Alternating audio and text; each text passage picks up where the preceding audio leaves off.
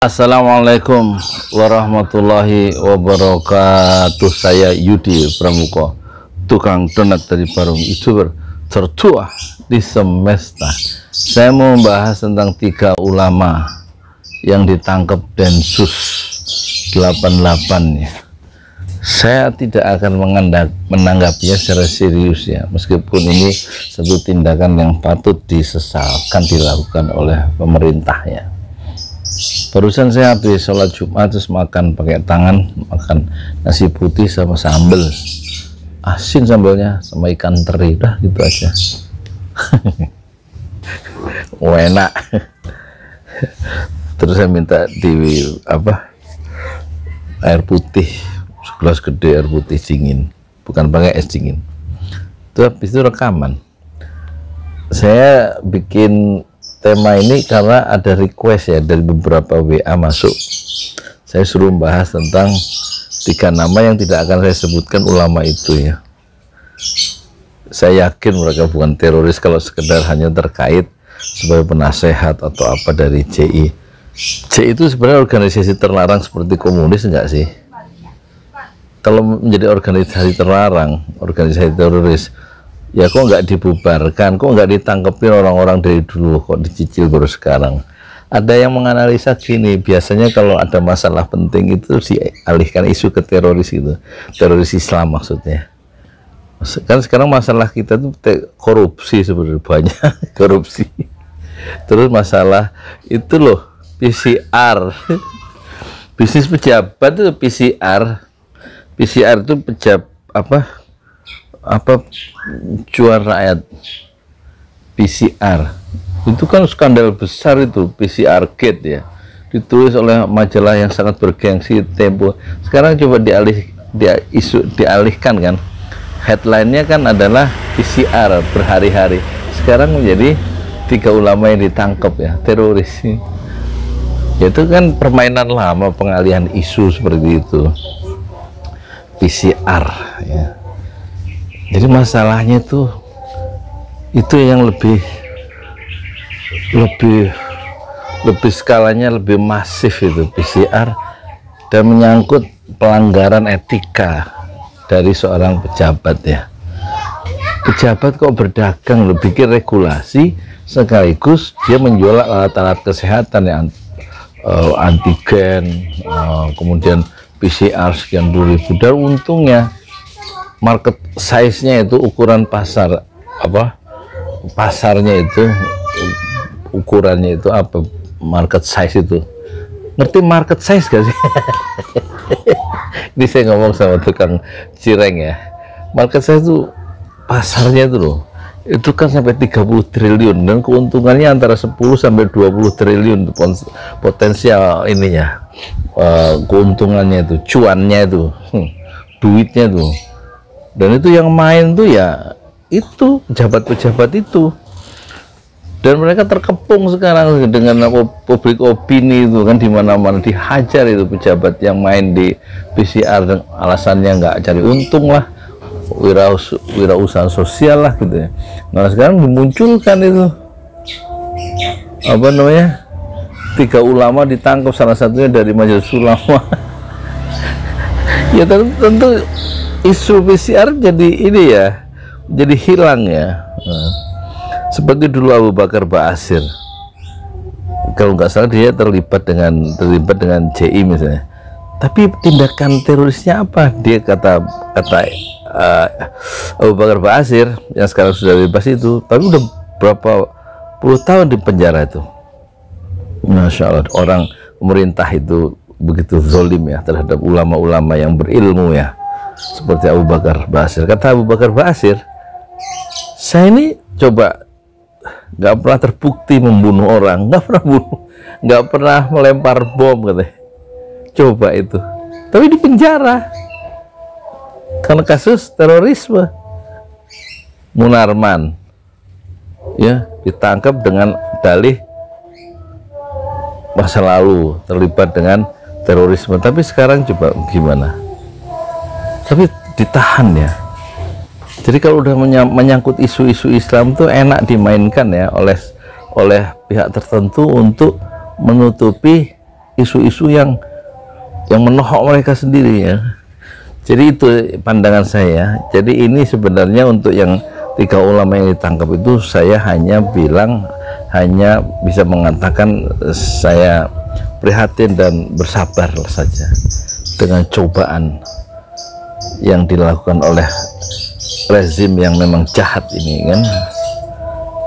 Ya biasa ulama-ulama itu suka dikriminalisasi. Habib Rizik coba, salahnya apa dia diburu pada tanggal 7 Desember malam tahun 2020, belum genap sebulan dia di Indonesia, setelah 3 tahun 7 bulan itu diisolasi secara politik.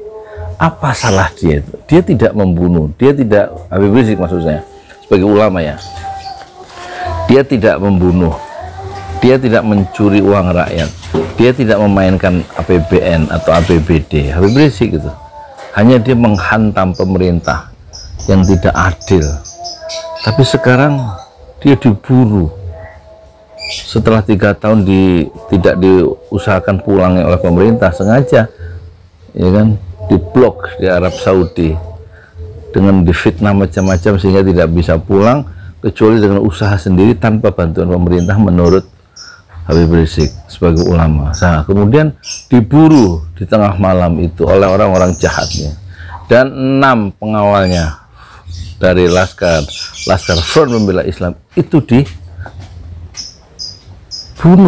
Coba itu kezaliman yang begitu besar. Ini Pak Mahfud ini nggak bisa mengkoreksi ini sebagai bagian dari rezim itu, padahal dia harusnya pijar-pijar intelektualismenya kan hidup ya. Pembunuhan 6 syuhada atau Laskar Front Pembela Islam itu tidak dikecam oleh orang pemerintah sebagai Menteri Polhukam. Kalau tidak mengecam berarti membenarkan ya kan, pembunuhan itu, kezaliman itu. Terus ada lagi ya, dibunuh ya, untung ya dengan izin Allah itu dihalang-halangi. Kalau ya takdirnya begitu. Sebenarnya yang diburu, yang akan dibunuh itu kemungkinan besar adalah Habib Rizik Syihab. Salah apa juga seorang ulama besar yaitu Habib Rizik Syihab, organisasinya dibubarkan. Nah sekarang kita harus melihat dalam konteks yang lebih luas. Ini pemerintah ini sebenarnya ingin nilai-nilai Islam itu berkembang, tidak ikut mewarnai, tidak dalam pembentukan Indonesia modern, wajah Indonesia yang lebih modern, yang lebih berakhlak, diatur oleh nilai-nilai syariah Islam. Ada anasir-anasir, ada unsur-unsur yang sangat membenci Islam ya, dan kemudian memainkan isu terorisme untuk memukul Islam ya, memukul tokoh-tokoh Islam ya, menakut-nakuti dengan cara membenci atau yang disebut sebagai Islamfobia. Nah hendaknya kita ingin ya berharap di masa depan muncul pemerintahan yang lebih ramah terhadap Islam, yang betul-betul menjadikan Islam itu sebagai sumber, bukan hanya sumber inspirasi tapi juga sumber motivasi ya, energi yang besar bagi membangun bangsa Indonesia yang besar ini ke depan, berbasiskan nilai-nilai yang luhur ya. Kan enak kalau Indonesia itu bebas korupsi, bebas hutang, bebas dari tekanan asing ya kan? Dan bebas dari tekanan asing yang sudah memberikan utang begitu banyak. Kan enak kalau Indonesia itu bebas dari pejabat-pejabat publik yang menyalahgunakan kekuasaannya untuk berdagang, bukannya mengabdi rakyat banyak yang lagi susah, tapi justru mengumpulkan pundi-pundi dinar dan dolar ke dalam kantongnya sendiri.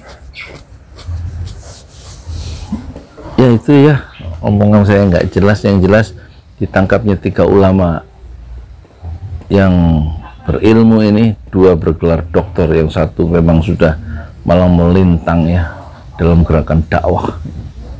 Itu kita sesalkan, orang-orang soleh itu dijebloskan ke penjara, tapi maling-maling itu dibiarkan berkeliaran dengan dasi dan keistimewaan serta fasilitas negara. Ya bisa, itu aja. Saya mau tidur siang dulu sebentar, koilola yang tidur sebentar, tidur sejenak. Nanti habis asar saya mau jualan nasi uduk lagi 3 liter. Yang tadi pagi alhamdulillah 3 liter sudah terjual ya. Saya Yudi Pramoko, tukang donat dari Parung Youtuber tertua di semesta. Fasbir sobron jamila, bersabarlah dengan kesabaran yang indah. Assalamualaikum warahmatullahi wabarakatuh.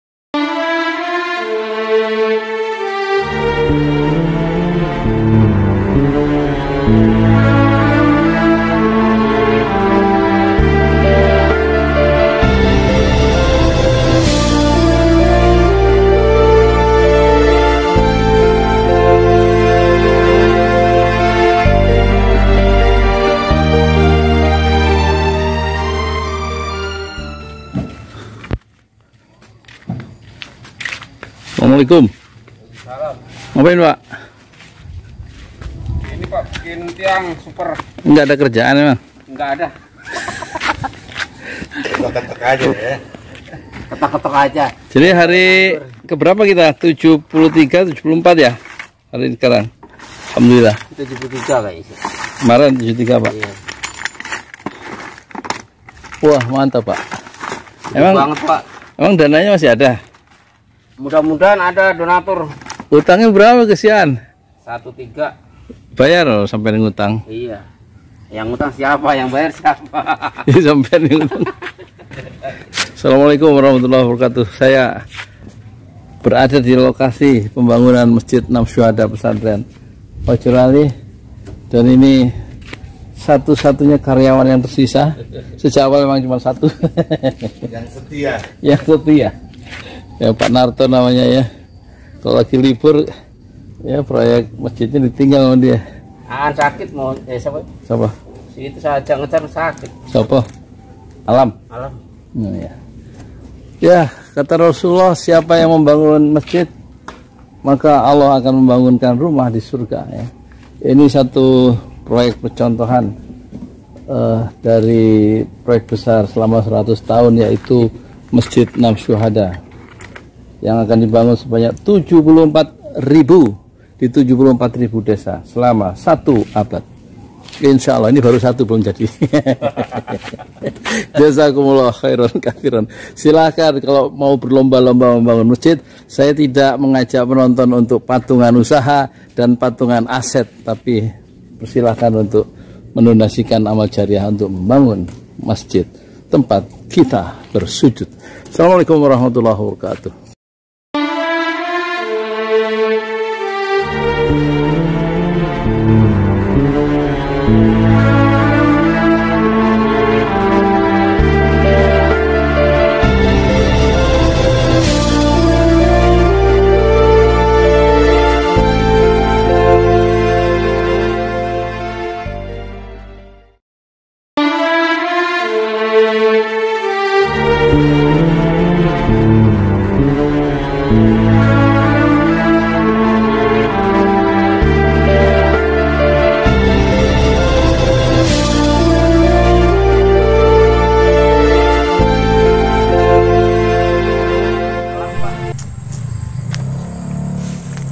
Pasang dak. Ya.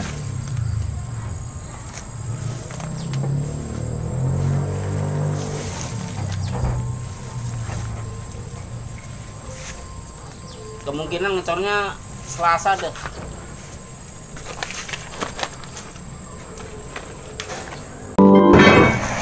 Enggak bagus.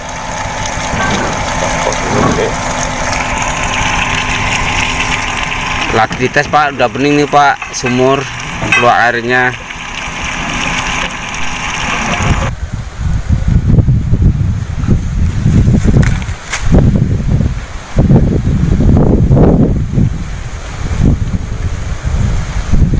PLN ini Pak pasang lingkaran.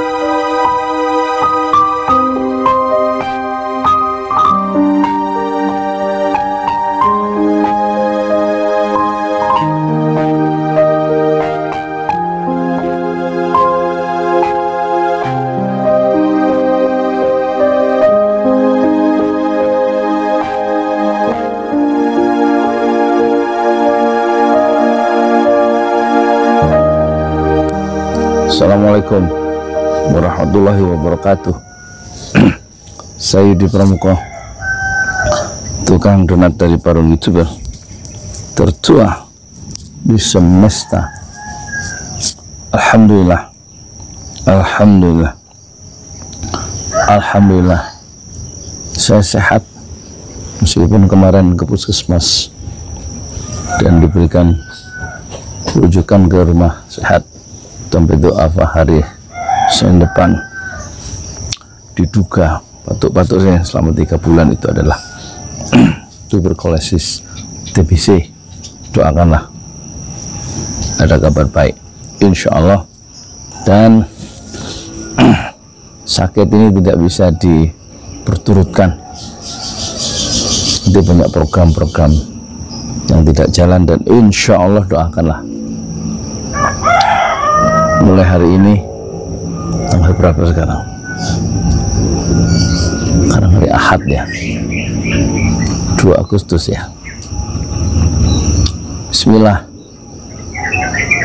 saya canangkan untuk pembangunan pesantren tahfiz Al-Quran Ojo Lali dan tempat sholat atau masjid syuhada 1 lantai dulu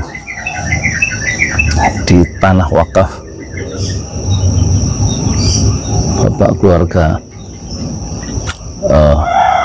Haji Parama Arta dari Bogor. Dan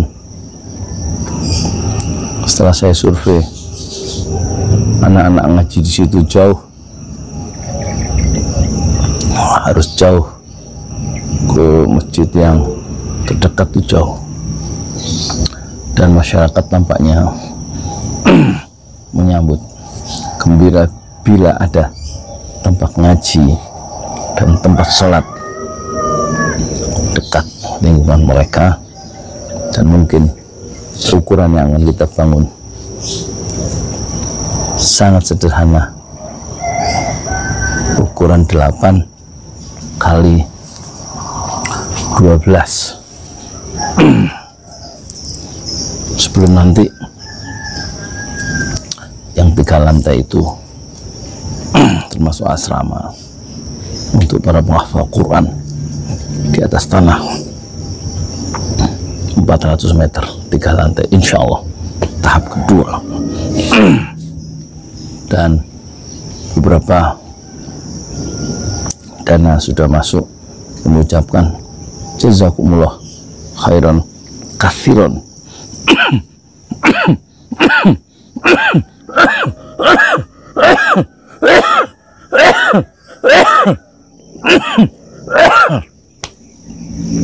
Maaf. Dan kita akan mulai termasuk bikin sumur senilai sumur bor ya, senilai 8 juta, sumur wakaf, dan juga bahan-bahannya sangat sederhana saja. Dinding dari pesantren ini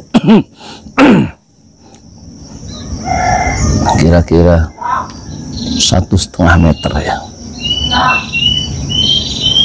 kotak begitu, ukuran 8 kali 12. Ada tempat wudhunya, dan atasnya tidak permanen, dari spandek saja. Supaya cepat langsung dipakai untuk orang-orang di sekitar situ untuk sujud, untuk ruku kepada Allah Subhanahu wa Ta'ala. Dan program ini mungkin akan selesai, pesantren tahfiz Al-Quran ini yang sangat sederhana, supaya cepat dipakai, supaya cepat manfaat, mungkin paling lama 2 bulan insya Allah. Dengan izin Allah, para penonton di 5 benua bisa berlomba-lomba untuk memberikan wakafnya, amal jariahnya, baik berupa keramik, berupa semen, berupa spandek, berupa besi cakar ayam, dan lain-lain. Kami akan terima insya Allah dengan nomor rekening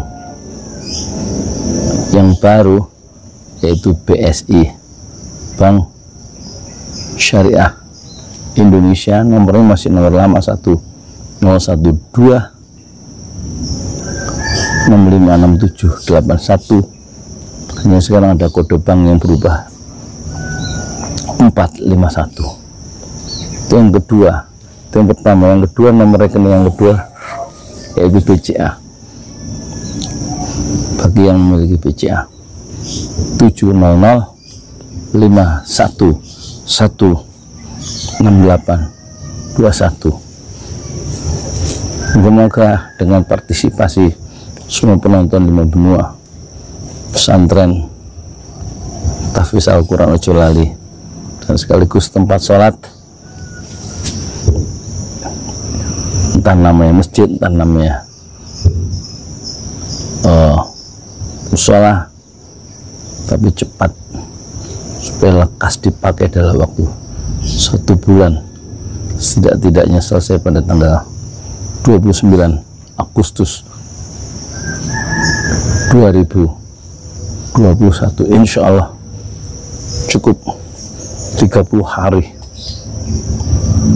bisa menjadi tempat yang sangat bermanfaat dan mengalirkan pahala jariah yang terus menerus mengalir sampai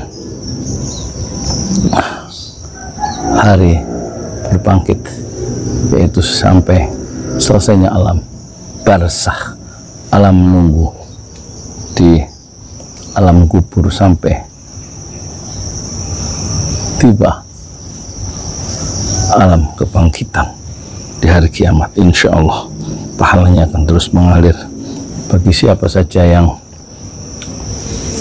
membangun satu masjid, satu tempat sujud, tempat ruku, yaitu masjid yang kami namakan Masjid 6 Syuhada dalam satu lingkungan pesantren tahfiz Al-Quran ojo lali di atas tanah wakaf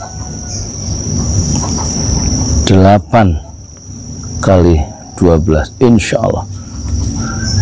Terima kasih, jazakumullah khairan katsiran. Semoga Allah membalas amal jariah bapak, ibu, kakak, adik semua dengan pahala yang berlipat ganda. Insya Allah. Perbaikilah niat, ikhlas karena Allah, dan yakinlah Allah itu maha tahu apa yang kita kerjakan, meskipun tidak ada bekasnya di sisi manusia. Saya Yudi Pramuko, tukang donat dari para youtuber tertua di semesta. Fasbir sabran jamila, bersabarlah dengan kesabaran yang indah. Fattaqullaha mastata'tum, bertakwalah kepada Allah sesuai dengan kemampuan Anda masing-masing. Assalamualaikum warahmatullahi wabarakatuh.